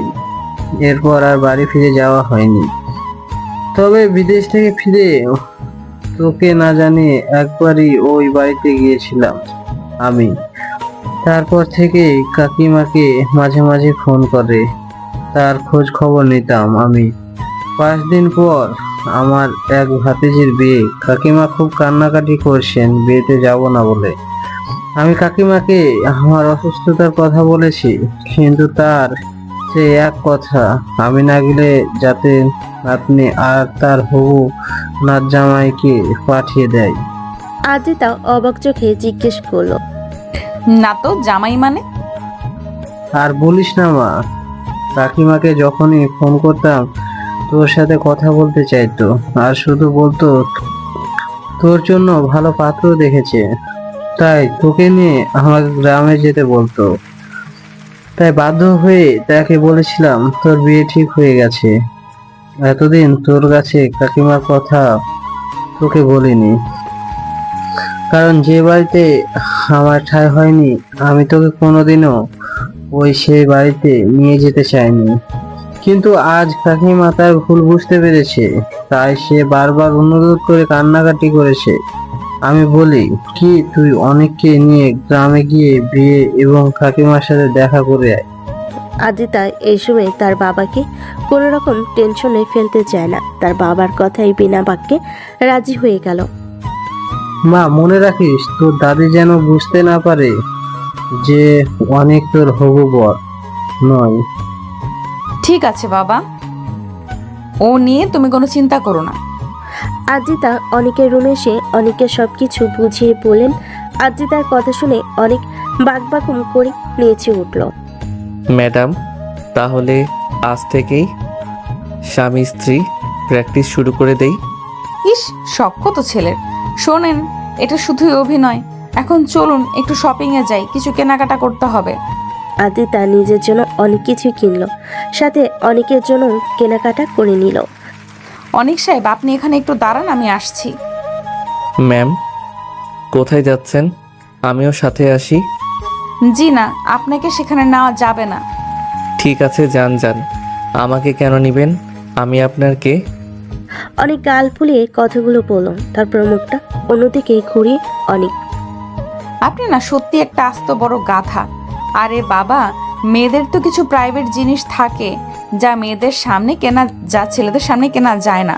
তারপরও যদি না বোঝেন, আমার আর কি করার। অনেক ততক্ষণে ভালো করেই বুঝে গেছে আজিতা কেন তাকে নিতে চাচ্ছে না, তাই তো দুষ্টামি চলে। ম্যাম, আমার জন্য একটা নিয়ে আইসেন। আপনি না একটা ইতর। কিছুক্ষণ পর আজিতা অনেকের কাছে ফিরে এলো। ম্যাম, কয়টা কিনেছেন? এত সময় লাগলো যে? চুপ, অসভ্য, বাসায় চলুন। 2 দিন পর আজিতা আর অনেক নিখিলবাবুর কাছ থেকে গ্রামের বাড়ির ঠিকানা নিয়ে নাইট কোচে দাদির বাড়ির উদ্দেশ্যে রওনা দিল। গাড়ির ঠিক মাঝামাঝি সিটে তারা বসেছে।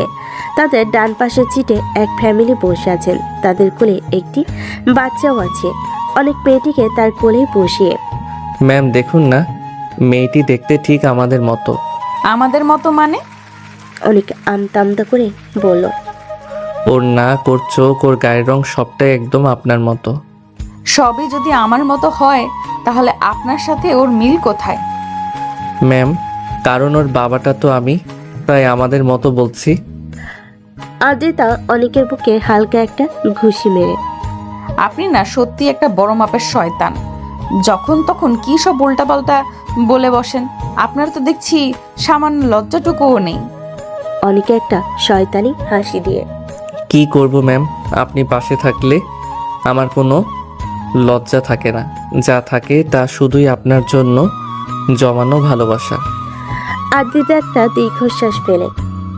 আপনারা তো প্রেম আমি রাখবো কোথায়? অনেক ম্যামের দিকে মায়াবী দৃষ্টিতে তাকিয়ে। কেন ম্যাম, আপনার ওই বুকে কি আমার জন্য একটু জায়গা হবে না? আমি কখনোই কি পারবো না আপনার কোলে মাথা রেখে, আপনার হাতটি ধরে জ্যোৎস্না রাতে ছাদে উঠে রাতভর গল্প করতে? তখনই অনেকের কোলে থাকা বাচ্চাটি কেঁদে উঠল। আদ্রিতা খিলখিল করে হেসে ওঠে। আগে আপনার বাচ্চা সামলান। অনেকের এমন পাগল মার্কা কথাবার্তায় আদ্রিতা শুধু হেসে চলেছে আর মনে মনে বলছে, অনেক, আমার এই বুকে তুমি অনেক আগেই জায়গা করে নিয়েছো।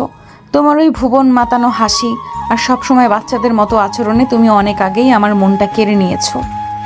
আটকে গিয়েছি আমি তোমার মায়ার জালে, তবে এত সহজে তোমাকে তা প্রকাশ করব না আমি, কারণ তুমি যা বদের হাড্ডি আর যে দুষ্টু, আমার সামনে কথা জানতে পারলে হয়তো তুমি বিয়ের আগেই আমার সাথে বাসর করে নিবে। আদ্রিতা মনে মনে এসে পৌঁছে আর নিজেই লজ্জায় মুখ লাল করে ফেলেছে। অনেক বাচ্চাটাকে তাদের কাছে ফিরিয়ে দিয়ে আদ্রিতার একটি হাত ধরে কি হলো ম্যাডাম? আদ্রিতার বুকের দিকে ইশারা করে। আমার কি ওইখানে জায়গা হবে না ম্যাম? জি না জনাব, আপাতত হাতটিই ধরে বসুন। আর আপনাকে না বলেছি আজকে থেকে আমরা তুমি তুমি করে কথা বলবো? জি সরি ম্যাম, আমার তো মনেই ছিল না আজ থেকে যে আমরা স্বামী স্ত্রী। আদ্রিতা বড় বড় চোখ করে। জি না, আমরা মোটেও স্বামী স্ত্রী নই, শুধু বিয়ে ঠিক হয়েছে, আর সেটাও শুধুমাত্র একটা অভিনয় মাত্র। অনেক আদ্রিতার গালে দু হাত ধরে চেপে তার চোখে চোখ রেখে। আমি কোনো অভিনয় করছি না, আমি সত্যি সত্যি আপনাকে আমার হবু স্ত্রী ভেবে নিয়েছি। আদ্রিতা মুখ ভেঙছে। আপনি বসে বসে স্বপ্ন দেখতে থাকুন, আমি এখন ঘুমাবো। এটা স্বপ্ন না, বাস্তব। আমি ঠিকই আপনাকে বিয়ে করে একদিন প্রমাণ করে দিব আমি কিছু বুঝি না মনে করেছেন। আপনার চোখ দেখলেই বুঝতে পারি। শুধু আমি নই, আপনিও আমাকে অনেক ভালোবাসেন। অনেকের অভিমান মাখানো কথায় আদ্রিতা একটু থতমত খেয়ে গেল। আমতা আমতা করে। অনেক বকবক করেছেন, আমাকে এবার ঘুমাতে দিন আর নিজেও ঘুমান। রাতভর গাড়ি চললো তার আপন গতিতে। তারপর শেষে স্টপে এসে গাড়ি পার্কিং করলো অনেক। কোনো রকমে চোখ মেলে তাকিয়ে দেখলো বাসের সব যাত্রী একে একে বাস থেকে নেমে যাচ্ছে। এদিকে আদ্রিতা অনেকের কোমরে একটা হাত দিয়ে জড়িয়ে তার ঘাড়ে মাথা দিয়ে ঘুমিয়ে আছে। অনেক আদ্রিতার মুখে একটা ফু দিয়ে। এই যে মহারানী, আর কত ঘুমাবে? নামতে হবে তো। আদ্রিতা অনেকের ঘাড়ে মাথা রেখে আমতা আমতা করে বলে, এত তাড়াতাড়ি চলে এসেছি? কারো শরীরটাকে কোলবালিশ বানিয়ে ঘুমালে দীর্ঘ 7 ঘন্টার জার্নিও 7 মিনিট মনে হবে। অনেকের কথাই আদ্রিতা লজ্জা পেয়ে সাথে সাথেই অনেকের কাছ থেকে নিজেকে আলাদা করে নিল। তারপর তাদের ব্যাগগুলো নিয়ে গাড়ি থেকে নেমে একটা টমটমে উঠে ঠাম্মির বাড়ি গিয়ে পৌঁছালো।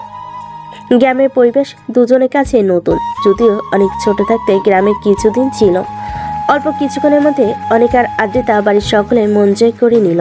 তবে বাড়ির ছোট মেয়ে মিতু আর সাথে তারা দুজনেই অনেকে ভক্ত হয়ে উঠল। সারাদিন তারা খুনসুটি করে কাটিয়ে দিল। বিয়ে বাড়িতে আত্মীয় স্বজনে ভরে আছে, যে যেখানে পারছেন সেখানেই ঘুমিয়ে পড়েছে। আদ্রিতা মিতু আর সাথে সাথে ঘুমাবে। সমস্যাটা হচ্ছে অনেককে নিয়ে, কারণ আদ্রিতা চায় না অনেককে একা ছাড়তে। তাই দাদিকে বলে অনেককে তার সাথে ঘুমানোর অনুমতি নিল। বিয়ের আগেই জামাই ছাড়া ঘুম আসে না, বিয়ের পর যে আমার নাচ জামাইকে কি করবি? দাদি ভালো হচ্ছে না কিন্তু। একটু লজ্জিত হয়ে কথাটা বলল আদ্রিতা। তারপর অনেককে নিয়ে থাকার ঘরে ঢুকলো। সেখানে ঋতু আর সাথী আগে থেকেই ছিল। শুধু সাথে না, আমি তোমাদের মাঝেই ঘুমাবো। তারপর দুই শালিকার উপর দুইটা ঠ্যাং তুলে দিয়ে আরামে ঘুমাবো। আর আমার বউ আমার মাথায় হাত বুলিয়ে দিবে। দিচ্ছি তোমার মাথায় হাত বুলিয়ে। চুপচাপ ভদ্র ছেলের মতো আমার পেছনে শুয়ে পড়ো। অনেক আদিতার চোখে মুখে রাগী ভাব দেখে গেল, কিন্তু তার কারণ বুঝতে পারল না। চুপচাপ আদিতার গা ঘেঁষে শুয়ে পড়ল। গ্রামে এসে আদিতার একটুও ভালো লাগছে না, কারণ সারাদিন অন্য মেয়েরা অনেকের পিছনে ঘুরঘুর করছে, আর অনেকেও 32 পাটি দাঁত বের করে তাদের সাথে দিব্যি কথায় মেতে উঠছে, যা দেখে আদিতার গা জ্বলে যাচ্ছে। আদিতা চায় না তাকে ছাড়া অনেক অন্য কোনো মেয়েদের সাথে কথা বলুক, শুধু সাথী আর মিতু ছাড়া, কারণ তারা এখনো খুবই ছোট। আদিতা ফিস ফিস করে বলে, এই কি করছো তুমি? আমার হবু বউকে জড়িয়ে ধরে আছি। এই ফাজিল ছাড়ো বলছি, আমার সুরসুরি লাগছে। অনেক আদিতার কানের সাথে মুখ লাগিয়ে, লাগুক সুরসুরি, কিন্তু আমি আমার হবু বউকে সারা রাত এভাবেই জড়িয়ে ধরে ঘুমাবো। অনেকের এমন আচরে তার খুব ভালো লাগছে। সে চাচ্ছে যুগের পর যুগ অনেক তাকে এভাবেই জড়িয়ে ধরে তার বাহু টরে তাকে আটকে রাখুক। অনেক আরও শক্ত করে জড়িয়ে ধরে আছে তাকে। এদিকে আদিতার শরীর যেন আগুন বয়ে যাচ্ছে। অনেক তাকে যত শক্ত করে কাছে টানছে, আদিতার যেন কেঁপে কেঁপে উঠছে। তার সমস্ত শরীরে অজানা এক শিহরণ খেলে যাচ্ছে। তার শ্বাস প্রশ্বাসও ঘন হয়ে আসছে। খুব কষ্টে নিজেকে কন্ট্রোল করে মায়াভরা কণ্ঠে, প্লিজ অনেক, আমাকে ছেড়ে দাও। তাহলে বলো আমাকে ভালোবাসো। আদিতা মাথাটা ঘুরিয়ে অনেকের কানের কাছে মুখ এনে ফিস ফিস করে, জানি না, যা। খুব আদরের কণ্ঠে কথাগুলো বলল আদিতা। অনেক বুঝতে পারলো এটা তার সম্মতির লক্ষণ। অনেক ভালো করে জানে মেয়েদের বুক ফাটে, কিন্তু মুখ ফাটে না। আর আদিতা ম্যাম কখনোই মুখ ফুটে তাকে ভালোবাসি কথাটা বলবে না। আদিতা ঘুমো ঘুমো চোখ নিয়ে অনেকের মাথায় হাত বুলিয়ে দিতে দিতে, এই অনেক উঠবে না। অনেক আদিতার পায়ের উপরে পা তুলে দিয়ে মাথাটা আদিতার বুকের উপর রাখলো। তারপর হাতটা কোমরের কাছে নিয়ে আদিতাকে আরো কাছে টেনে, আর একটু ঘুমাই। প্লিজ লক্ষ্মী ছেলে, এখন এরকম করে না। তাহলে বলো আমাকে তুমি ভালোবাসো। আদিতা অনেকের একটা জোরে ধাক্কা মেরে, থাকো তুমি একা একা শুয়ে, আমি গেলাম। বিয়ের বাড়িতে খুব আনন্দে দিন কাটলো তাদের। তারপর সবাইকে বিদায় জানিয়ে তারা চলে এলো। আদিতা বাসে ফিরে বাবার কাছে গ্রামের সবকিছু খুলে পড়লো। দাদি তাকে আবার যেতে বলেছে এবং অনেক কিছু পাঠিয়ে দিয়েছে, তবে অনেক আর তার প্রেমের ঘটনাটা বলল না। অনেকদিন পর রাতে সবাই একসাথে ডিনার করলো। তারপর যে যার রুমে চলে গেল। অনেক তার রুম থেকে ফ্রেশ হয়ে এসে আদিতার রুমে গেল। আদিতা এখন ওয়াশরুমে দরজা খুলে আদিতার চোখ পড়লো অনেকের দিকে। অনেক হা করে আদিতার দিকে তাকিয়ে আছে। আদিতা একটা চিৎকার দিয়ে আবারও ওয়াশরুমের দরজা আটকে দিল, কারণ আদিতার শরীরে তখন শুধুমাত্র একটা ছোট তোয়ালে জড়িয়ে রেখেছিল। তারপর হালকা দরজা ফাঁকা করে, অনেক, আমার ড্রেসগুলো একটু দাও না। আর একটু দেখি না। অনেক একটু দুষ্টু হাসি দিয়ে কথাটা বলল। আদিতা লজ্জা পেয়ে, যাও সভ্য, প্লিজ তাড়াতাড়ি দাও, ঠান্ডা লেগে যাবে তো। তাহলে বলো তুমি আমায় ভালোবাসো। তুমি না আসলে একটা গাধা। সব কথা কি মুখে বলতে হয়? কিছু কথা বুঝে নিতে হয়। তারপর নিজে এসে তার ড্রেসগুলো নিয়ে আবারও ওয়াশরুমে চলে গেল। আদিতা ওয়াশরুম থেকে ফিরে এসে, কি ব্যাপার, তুমি এখনো যাওনি কেন? আজ আমি তোমার সাথেই ঘুমাবো। জি না, আপনি আপনার রুমে গিয়ে ঘুমান। আসুন। যতক্ষণ না তোমার মুখে ভালোবাসি কথা না শুনবো আমি এখানেই থাকবো। আদিতা অনেকের কোলে মাথা রেখে, ঠিক আছে, তাহলে আমার মাথাটা একটু টিপে দাও। অনেক আদিতার মাথাটা খুব সুন্দর করে ম্যাসেজ করে দিতে লাগলো। আর আদিতার মুখের দিকে অবাক নয়নে তাকিয়ে রইল। তারপর আদিতার কপালে আলতো করে একটা ভালোবাসার চুমু এঁকে দিল। আদিতা অনেকের চুমু খেয়ে ধরফর করে অনেকের কোল থেকে উঠে তাকে মারার জন্য হাত বাড়ালো। অনেক তখন দৌড়ে দরজা খুলতে যাবে, তখনই দরজায় আঘাত লেগে তার মাথায় হাত দিয়ে ফ্লোরে বসে পড়েন। আদ্রিতা অনেকের মাথা থেকে হাত সরিয়ে ব্যথার জায়গাটা ভালো করে দেখে নিল। অনেকের মাথার একপাশে ফুলে উঠেছে। আদ্রিতা ফ্রিজ থেকে বরফ নিয়ে এসে অনেকের মাথায় ধরল। অনেক মাথার যন্ত্রণায় কখন যে আদ্রিতার বুকে মাথা রেখে জড়িয়ে ধরে আছে সেটি তার খেয়ালই ছিল না।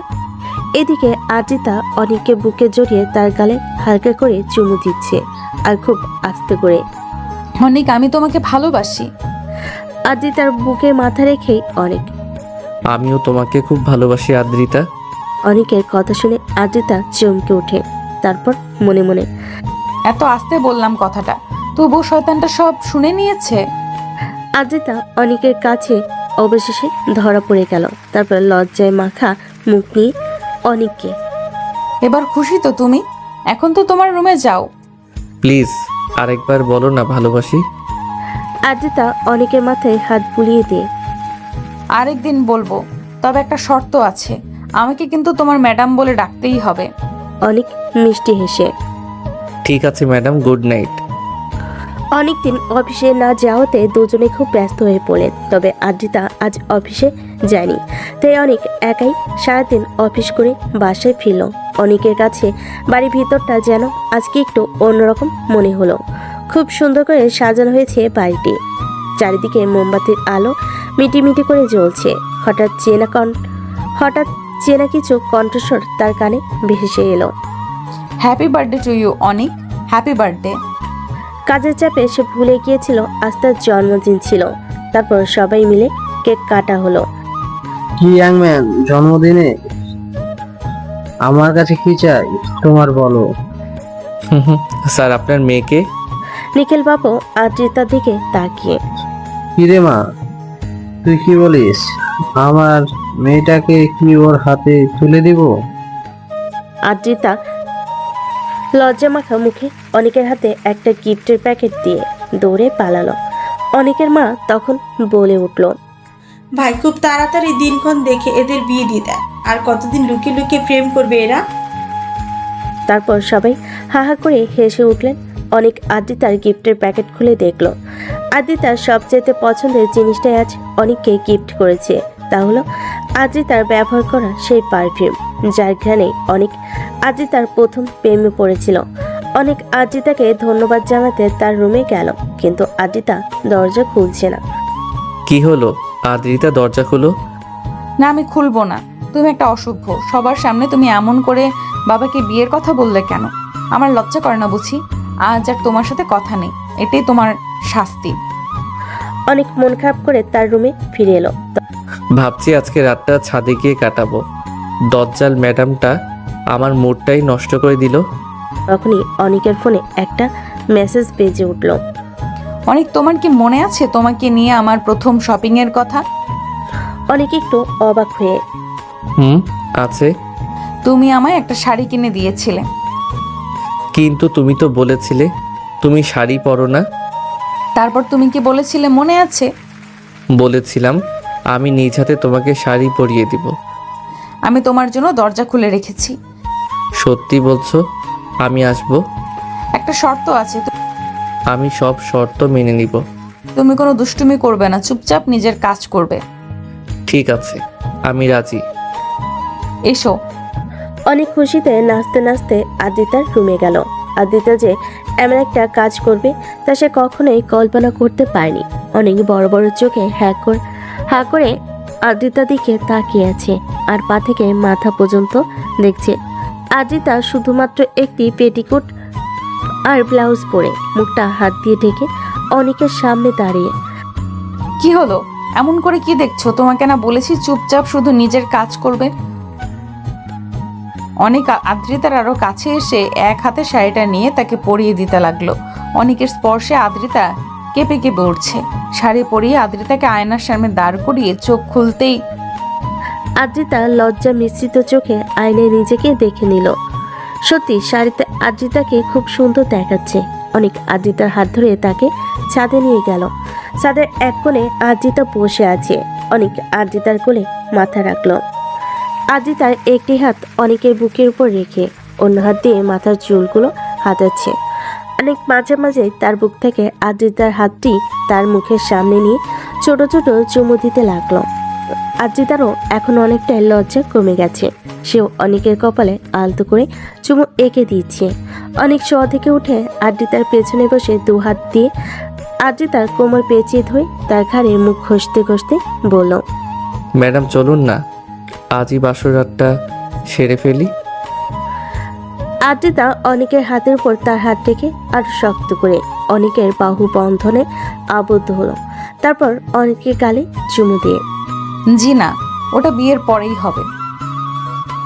এভাবেই জ্যোৎস্না রাতে তারা চাঁদকে সাক্ষী রেখে তারা হারিয়ে গেল তাদের ভালোবাসার ভুবনে, দুজন দুজনকে জড়িয়ে ধরে ভালোবাসার আদিম খেলায় মেতে উঠল। জানি না অনিকার আদ্রিতার বাসরাত কবে হবে, তবে আমাকে আজ এখানেই শেষ করতে হবে। সবাই অনিকা আর আদ্রিতার জন্য আশীর্বাদ করবেন। হাজারো বছর বেঁচে থাকুক ওদের ভালোবাসা।